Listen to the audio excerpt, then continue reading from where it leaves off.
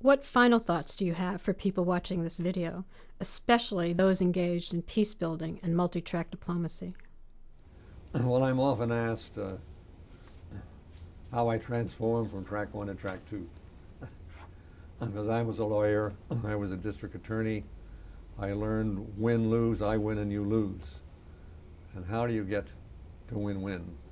Well, it took a very long time, but I finally achieved that goal. And I think the most dramatic example of that was a major world conference. I worked for many years on United Nations affairs. In 1964, in Geneva, there was a conference on trade and development. They called it UNCTAD I. And there were about 2,500 delegates there. I was not there. And the developing world forced through 50 resolutions, which the West voted against because they didn't like them. I was at my first World Conference in 1968 in New Delhi, India, where it was called UNCTAD II. The same 2,500 people were there. First item on the agenda was, what did the West do about those resolutions? Well, the West got up and said, we didn't do anything about them because a resolution in the UN system is only a recommendation for national action. We voted against them. We had no reason whatsoever to carry them out. Well, this was a total shock, a learning experience for the rest of the world.